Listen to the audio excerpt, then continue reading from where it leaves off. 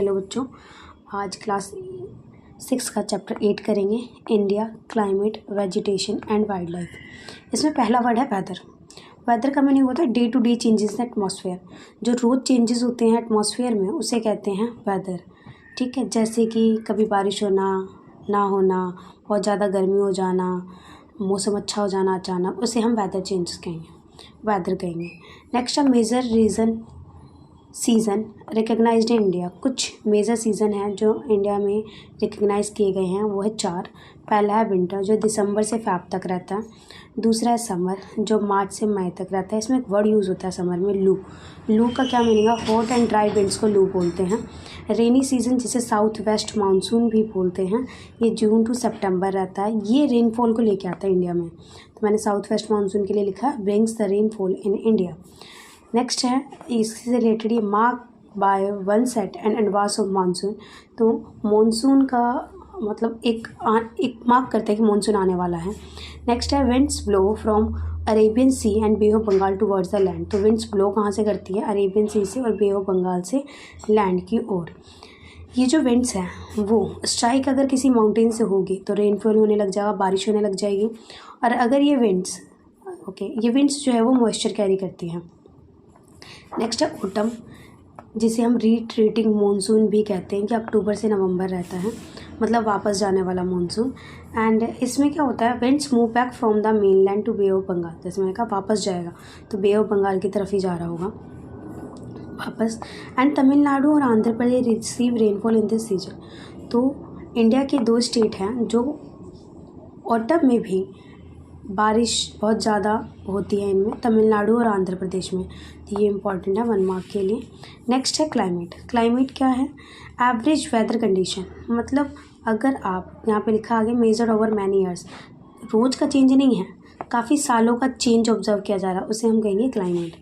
जैसे कि डेजर्ट में आप देखोगे तो गर्मी ही रहती है, तो वो वहाँ का क्लाइमेट कहलाएगा, राजस्थान का।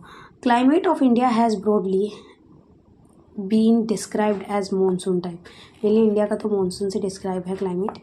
जैसे क्या क्या है चीज़ जो क्लाइमेट को अफेक्ट करती है? पहला है लोकेशन, दूसरी है अल्टीट्यूड, तीसरा है डिस्टेंस फ्रॉम द सी और चौथा है रिलीफ। ठीक है, नेक्स्ट है मानसून वर्ड कहाँ से लिया गया है? Taken from the Arabic word मोजियम। मोजियम का मीनिंग होता है सीजन। गुड मानसून का मीनिंग होता है एडुकेट रेन, मतलब अच्छी खासी बारिश हुई है। और बाउंटीफुल क्रॉप मतलब भरपूर क्रॉप हो रही है। ठीक है, फसल अच्छी हो रही है। नेक्स्ट है कुछ वर्ड है यहाँ पे, जैसे जैसलमेर और बीकानेर बहुत ही गर्म प्लेसेस हैं। इसमें ये कहाँ पर है? तो in the desert of Rajasthan. Dras Kargil Jammu में है, जहाँ पे बहुत ही ज़्यादा ठंड है। मुंबई और कोलकाता कोस्टल प्लेसेस हैं, बहुत ही ज़्यादा ह्यूमिड एरिया है, एक्सपीरियंस करते हैं मॉडरेट क्लाइमेट। ह्यूमिड एरिया मतलब चिपचिपा सा एटमॉस्फेयर है। मौसिनराम मेघालय में है ये प्लेस। ये वर्ल्ड में सबसे ज़्यादा बारिश यहीं पर होती है। Natural vegetation, the grass shrubs trees which grow on their own without interference of human beings. इसका मीनिंग विदाउट है। अगर ग्रास श्रब और ट्री जो है ग्रो कर रही है ह्यूमन बींग्स के इंटरफेरेंस के बिना ही, मतलब ह्यूमन बींग्स ने ना तो वहाँ पानी दिया है, ना उनकी कोई एंट्री हुई है, नहीं उन्होंने कुछ किया है, ना ही खाद दिया, कुछ भी नहीं। तो ह्यूमन बींग्स नहीं है, खुद अपने आप ग्रो हो जाना, उसे हम नेचुरल वेजिटेशन कहते हैं। टाइगर जो एक नेशनल एनिमल है। गिर फॉरेस्ट गुजरात में है, जो it is a home of Asiatic lions. ये एशियाटिक लॉयंस का घर कहलाता है। पिकॉक को नेशनल बर्ड कहते हैं।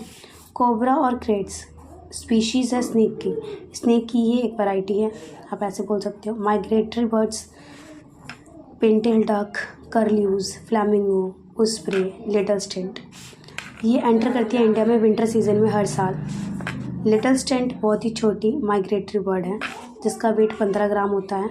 ये ट्रैवल करती है 8000 किलोमीटर डिस्टेंस, कहाँ से कहाँ तक? आर्कटिक रीजन से इंडिया तक। Thank you.